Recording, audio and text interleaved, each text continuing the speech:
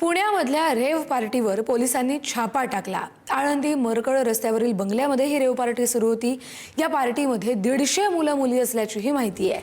23 जणांनी अंमली पदार्थ सेवन केल्याचं कळलं, तर पार्टीचं आयोजन करणाऱ्या यश चौधरीसह एकाला पुणे पोलिसांनी ताब्यात घेतलंय। पुण्यात भक्ती आणि शक्ती महामार्ग म्हणून ओळख असणाऱ्या याच आळंदी लोणीकांत रस्त्यावरती मी आहे आणि आळंदी लोणीकांत रस्त्यावरती जर आपण पाहिलं तर शनिवारी रात्री आणि रविवारी पहाटे एक धक्कादायक घटना घडली।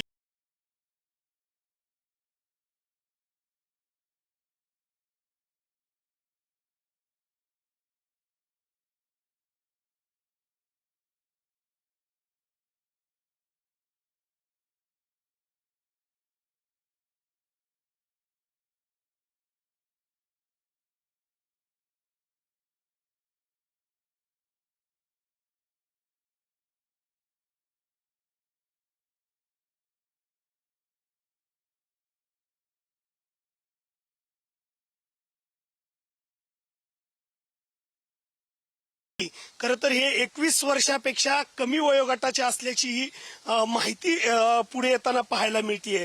एकूण 85 लाखांपेक्षा अधिकची रक्कम खरं तर या ठिकाणी जप्त करण्यात आलेली आहे।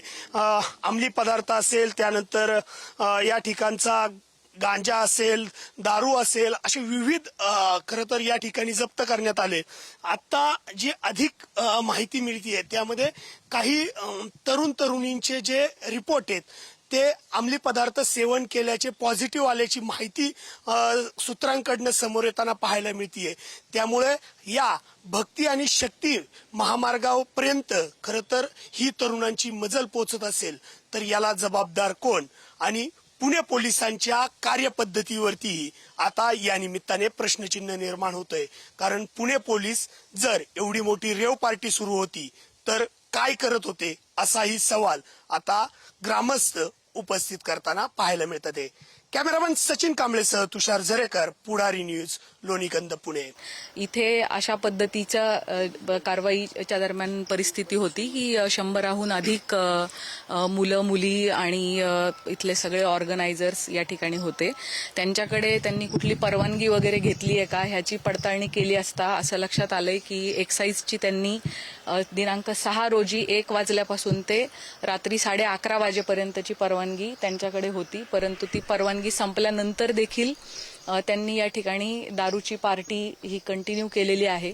त्याच्यामध्ये काही इसम हे वयवर्ष 21च्या आतले असण्याची संभावना वाटते। आम्ही त्याची तपासणी करून घेत आहोत।